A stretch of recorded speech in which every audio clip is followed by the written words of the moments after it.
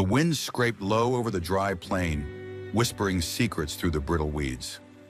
June Mercer tightened her grip on the wooden pail, water sloshing against the sides, lukewarm and precious. She moved slow, deliberate, the sun clawing at her shoulders through the thin muslin of her dress. Ash Hollow hadn't seen rain in weeks. Ahead, her old cabin slouched against the cracked earth, stitched together with grit and rusted nails. Nothing stirred, not a bird, not a rabbit, just silence thick enough to choke on, until she saw him. At first, it looked like a heap of rags caught in the brush. But as she stepped closer, her breath caught. A man barely alive. Dark skin, blood-matted hair, an arrow clean through his thigh. Apache. June's heart knocked hard against her ribs.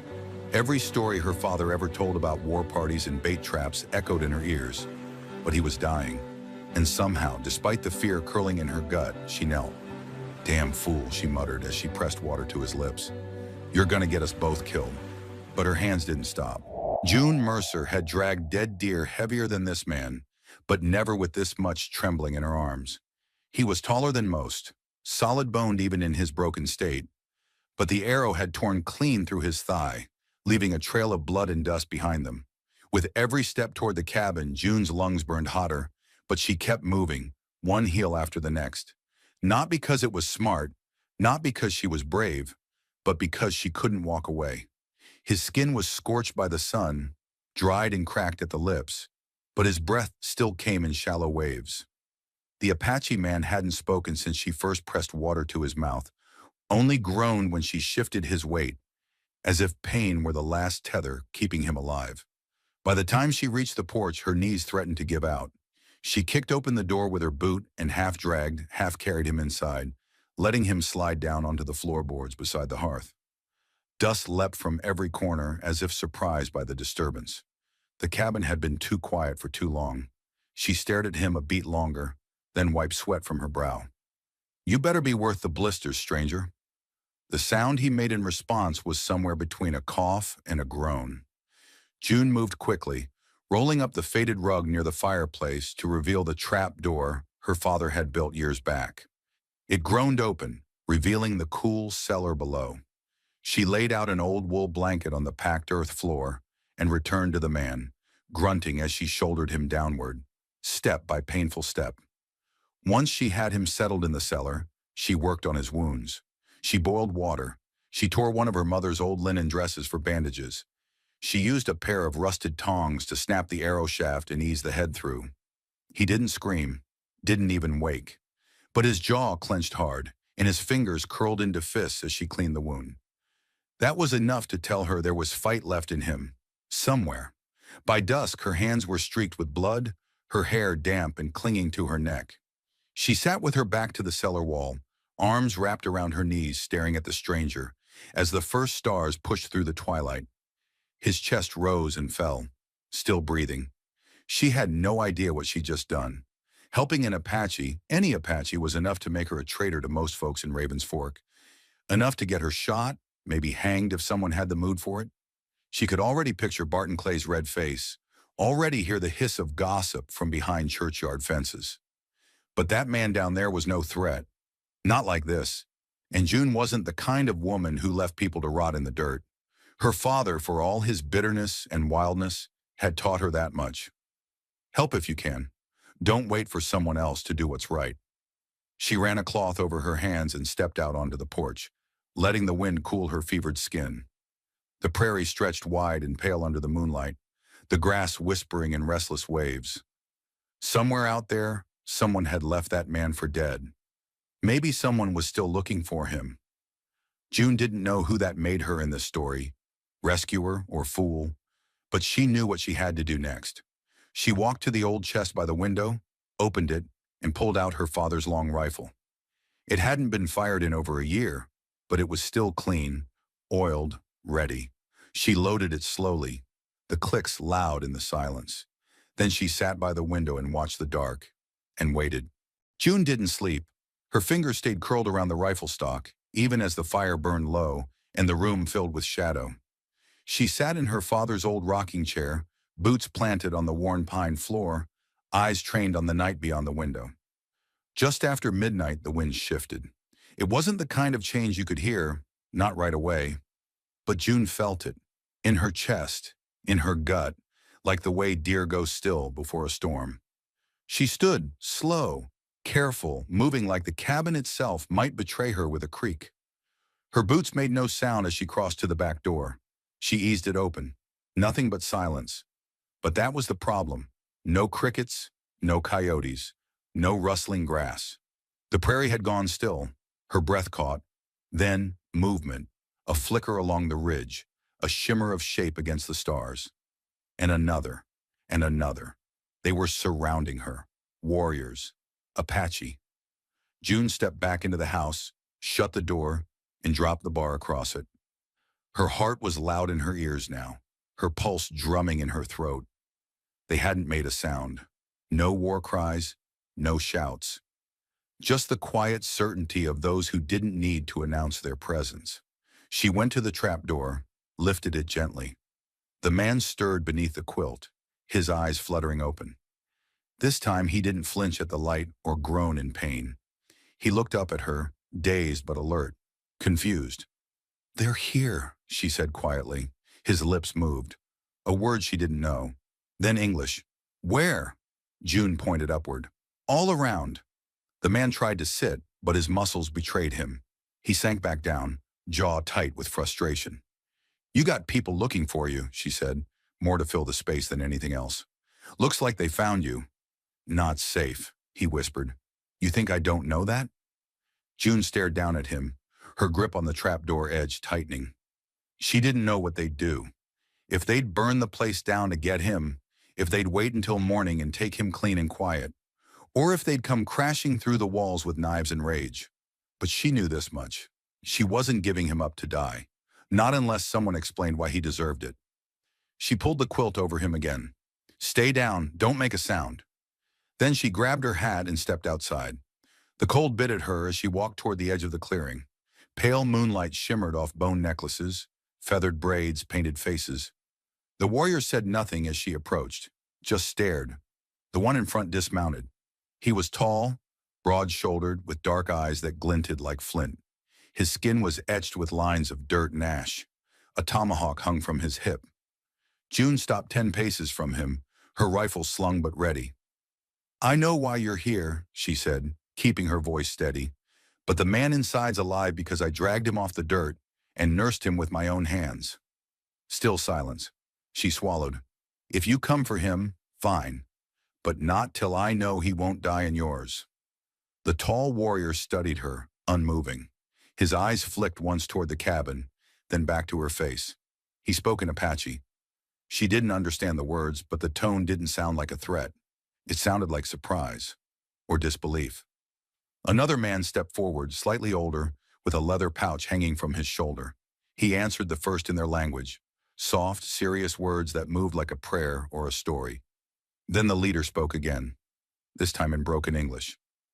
"He is Soma, my blood." June blinked.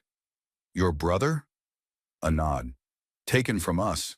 Left behind." "I found him bleeding on the trail," she said. "Did what I could." The leader stared at her like he didn't yet know what she was. Then he said simply, "You are alone?" June nodded once. "Always have been." He looked past her, toward the ridge behind her cabin. His jaw tensed. "They come," he said, and she knew what he meant even before she turned. 6 horses, dust trailing, rifles slung, Barton Clay out front. Trouble. The Apache warriors stepped back into the darkness, becoming part of it. Only the tall one remained visible. June looked back at him. "We don't have to fight." He tilted his head. "You fight?" She didn't answer. Just raised her rifle and waited. The horses came fast, pounding across the brittle prairie like thunder on dry bones. Barton Clay didn't bother with a greeting. He never had. He just pulled up his reins hard enough to make the dust curl and pointed his shotgun straight at June. "You got company, Mercer," he growled, spit trailing from his mouth like poison. "And they ain't welcome." June stood her ground, rifle in her hands, steady as the cracked earth beneath her boots. They haven't harmed a soul. Clay's eyes flicked toward the trees beyond the cabin. Not yet. Behind him, the other 5 men, ranch hands, a deputy, maybe a drifter or two who'd heard there was blood to be spilled, began to fan out, gun belts low, mouths twitching like they were already tasting the kill. June felt the heat rise in her chest. "You don't know what you're walking into," she warned. "Oh, I know exactly what I'm walking into," Clay snapped. "Half-dead Apache hiding in a settler's cellar. You harbor him, you turn traitor. That's the law." She tightened her jaw. "You think anyone in Raven's Fork still believes in law?" That landed. Clay's face flushed with something darker than rage. Shame, maybe. But he covered it quick with a sneer. "Stand aside, June." She didn't move.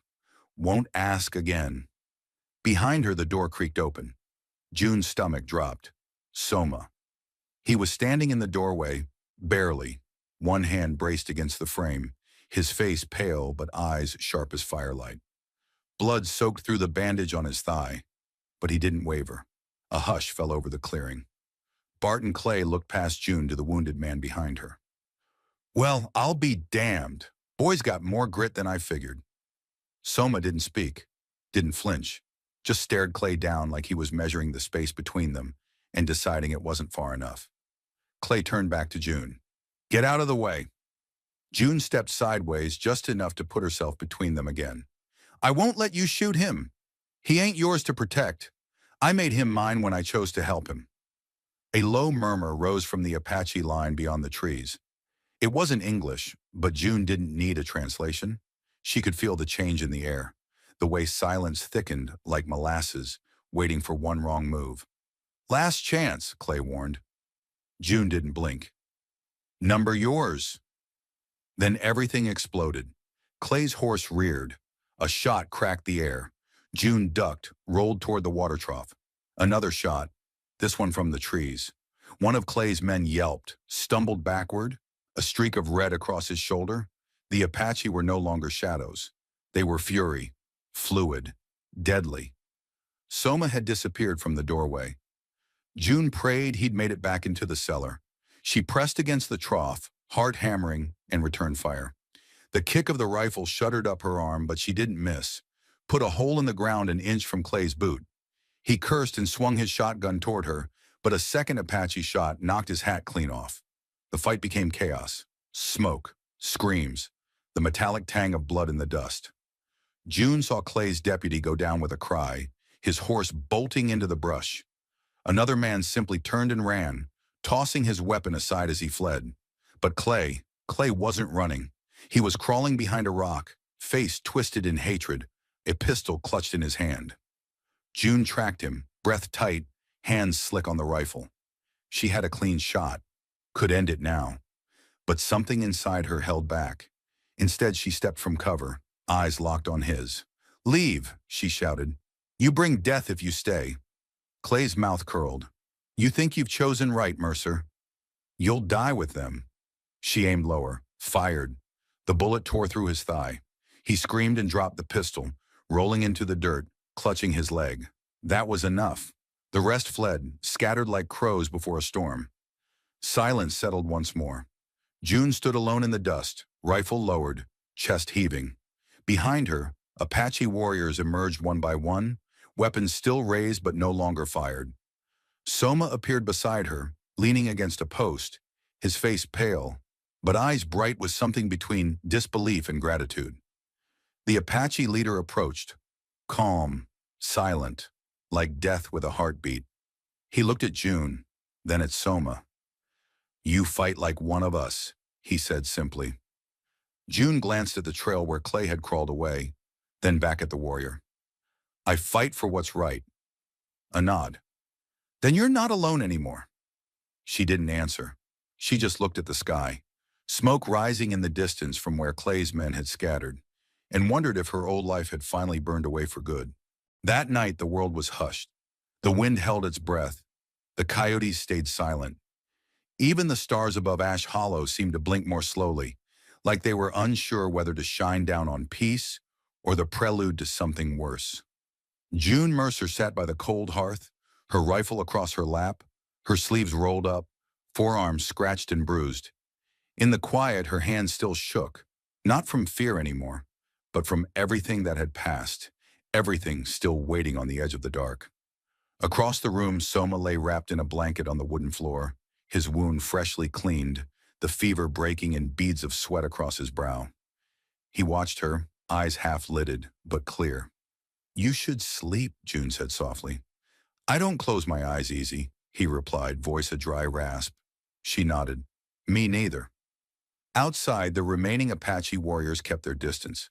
They hadn't entered the cabin, not once. June understood it as respect, or maybe wariness. She wasn't sure yet which one she preferred. Soma sat up slowly, wincing. "You didn't have to stand for me back there."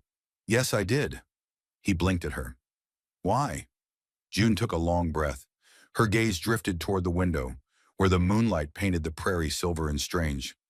"Because I've spent too long doing nothing, watching wrong things happen, saying it wasn't my fight. That changes a person, makes you hollow." Soma studied her in silence. "I saw you dying in that grass," she continued, quieter now, "and for the first time, I didn't look away." A long pause stretched between them, heavy with meaning neither dared name. Then he said, "Most folks out here wouldn't have stopped." "I ain't most folks," June whispered. The door creaked gently.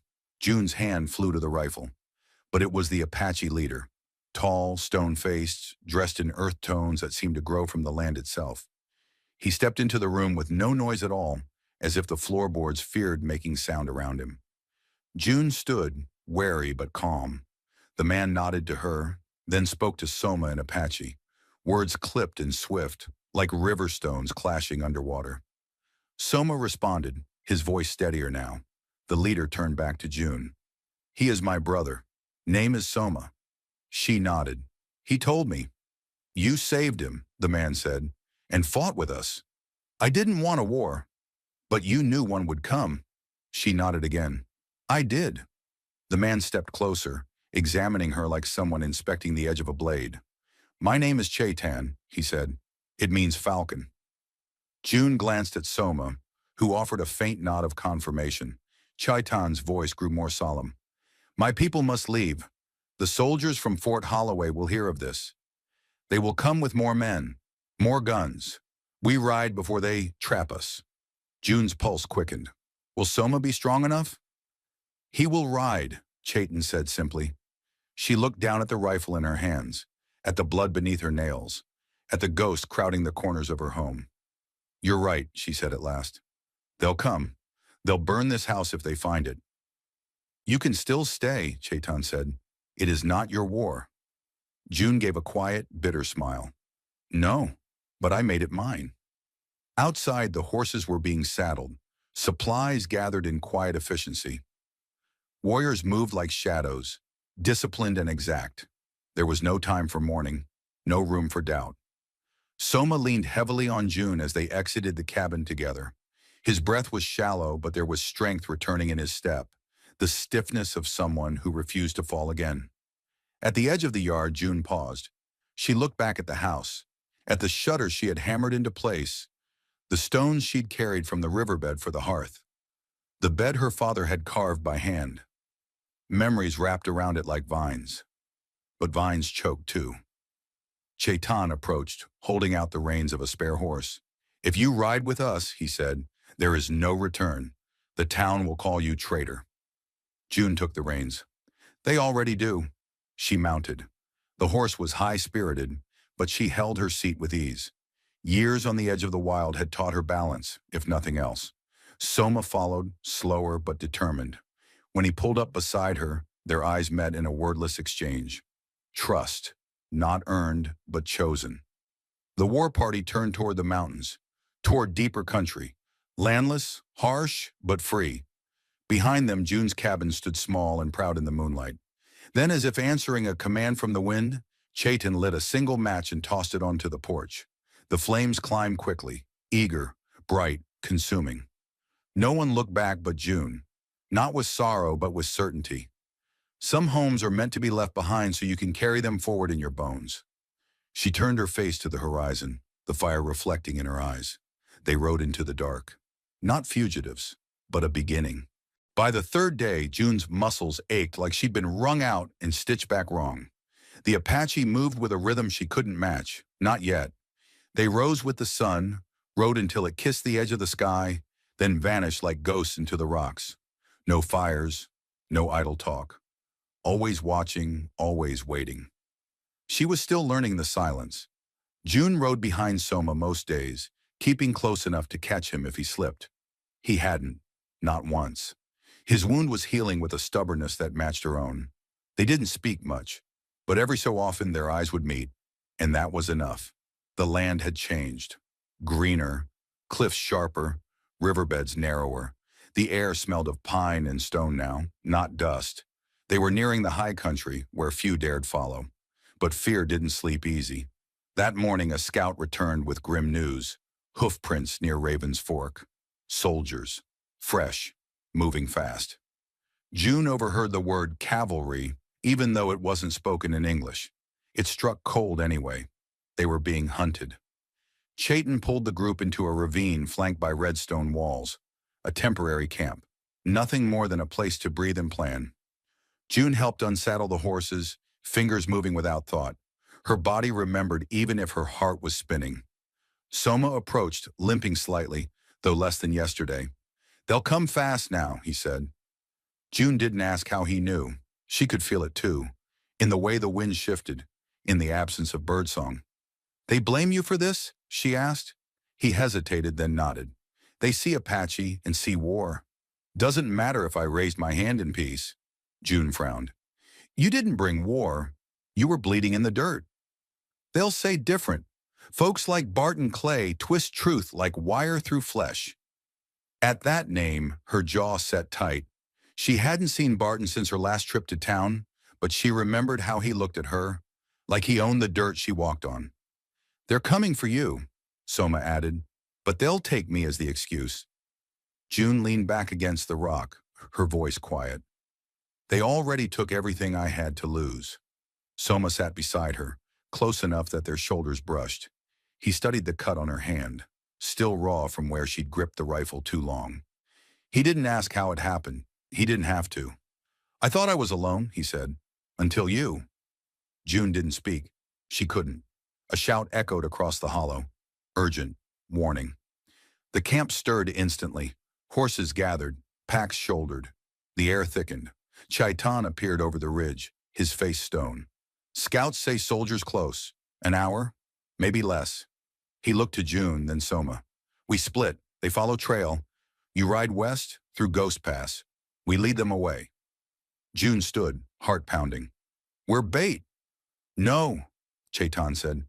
"We are warriors. We choose risk." June glanced at Soma, who simply nodded. No panic, no flinch, just resolve. "You ride with him," Chaitan added, fixing his gaze on June. "You take him far. Live." June gripped her rifle. "And if we don't run?" Chaitan's eyes flickered. "Then you die with us." That was it. No plea, no poetry. Just a truth offered in the old language of the land. June turned to her horse, tightening the saddle with fast hands. Soma mounted slowly, wincing but managing. Before they left, Chaitan placed a hand on June's shoulder. "You are not one of us," he said, "but you are not one of them either. That is hard." She met his gaze. "I never belonged anywhere." He gave a rare nod, then whispered something she didn't catch. A blessing, maybe, or a goodbye. And then they rode. Through narrow gullies and crooked brush, the trail sloped west, toward the setting sun. Raven's Fork was far behind now, just a scar in memory. The wind picked up as they reached the rise. June looked back once, and her breath caught. Smoke, dark and heavy, rising from the east. Too thick for campfire, too wild for control. The soldiers had found Chaitan, or Chaitan had let them. Soma saw it too. He didn't say a word, but his hands clenched the reins tighter. June slowed her horse. The pull in her chest was sharp, almost unbearable. "They're going to die," she whispered. Soma's voice was low. "They know." A long silence followed. Finally, June asked, "You want to go back?" "No," he said. "I want to go forward." She looked at him then. Really looked. Not at the wound. not the skin or scars or symbols she still didn't understand, but at the man who chose not to run, even when everything said to. So she did what she never thought she would. She reached over, took his hand, and together they rode west, toward whatever end waited. Together, not as fugitives, but as fire and earth. The air thinned as they climbed. The horses struggled with the steep incline, hooves skidding over loose stone and brittle brush. The pass Chaitan had named Ghost Trail lived up to its name, barely a trail at all, more a suggestion, a scar etched through unforgiving rock. June's legs were shaking by the time they reached the crest, but she didn't stop. Soma rode just ahead, his posture slouched but unbroken. The sun lit the side of his face, casting deep lines across his cheek. He looked like the land itself, scarred, carved, proud. Behind them, smoke still drifted into the sky. Fainter now, distant. They didn't speak of it. Some griefs were too old, too sacred for words.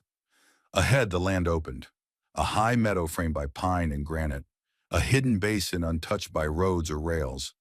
The kind of place that didn't care for maps or men's ambitions. The kind of place that remembered only truth. Soma reined in his horse and looked back at her. "This is where we rest," he said simply. June slid from the saddle and stood in the tall grass. The wind tugged at her coat. Below them, the basin shimmered with the golden promise of safety. Maybe even peace. But peace never came without a cost. Soma dismounted with a quiet groan, his legs stiff. June moved to help him, but he waved her off gently. "I've made it this far," he said with a wry smile. "Might as well keep going on my own feet." They set up camp beneath the shadow of an outcrop. No fire, no sound but the wind in the pines and the distant call of a hawk wheeling high above. June unpacked a bundle of dried meat and hard bread. It wasn't much, but it filled the hollow space between them. As the sky darkened, she finally asked what had been burning in her throat for miles. "Do you think they made it?" Soma didn't answer right away. He stared out across the valley, his gaze anchored to something only he could see. "No," he said at last. "But they chose that fire." He looked at her then. "Just like you chose me." June felt her eyes sting. She blinked fast, but the tears came anyway. Not loud, not broken, just quiet, like rain falling on a dry stone. "I don't regret it," she said. "I know." They sat in silence until the stars came out, fierce and clean. The kind of stars you only saw where the world forgot to build. June pulled the blanket tighter around her shoulders. "I was supposed to have a simple life," she whispered. "A garden, a dog, maybe a boy who tipped his hat when he passed." "You still could," Soma said, not unkindly. She laughed, bitter, soft. "Not anymore." "No," he agreed, "but maybe something better." She looked at him, brows furrowed. "This?" she asked. "Running, hiding?" He shook his head slowly, number becoming. The fire was gone now for good. She could feel it. Ash on the wind. The soldiers would search a while, then forget. Raven's Fork would carry on, bearing its shame under talk of savages and traitors. Let them. June Mercer had no place there anymore. That night she dreamed of her father, his rough hands skinning a deer, teaching her to track wind in the grass. She dreamed of her mother's voice humming in French, soft like threads sliding through cloth. And she dreamed of the man beside her, standing on the edge of a cliff, holding out his hand. When she woke, the light was soft and gold. Soma stood near the ledge, watching the valley. She rose, rubbing the sleep from her eyes. He turned as she approached. "I spoke to the land last night," he said. "In the old way, asked if it would take you." June tilted her head. "And what did it say?" He smiled faintly. "It already had." She didn't know what that meant. Not fully, but her heart swelled all the same. Soma reached into his bag and pulled out something wrapped in leather. A necklace, small carved bone and turquoise, strung on sinew. He stepped closer, hesitating. "In my people, we give names. When someone survives the fire and walks through it different." June nodded, unsure if her voice would hold. "We call you Nalata." His hand brushed her collarbone as he tied the necklace. "It means she who stands in flame." June touched the necklace gently. It was warm, solid. Thank you, she said, breathless. No, he said. Thank you. They stood side by side, looking out over the basin. Below them, the future waited, wild and unforgiving. But no longer empty. They had no maps, no clear path, just each other, and the fire that hadn't burned them down, but burned them clean. June Mercer had walked into the desert alone. Nalata had emerged. In a land where names are earned and loyalty is tested by fire, June Mercer found not just survival, but belonging. If stories like this move you, if you believe in second chances and wild hearts, subscribe for more tales of love, loss, and courage on the American frontier. We tell the stories others forget, and you won't want to miss the next one.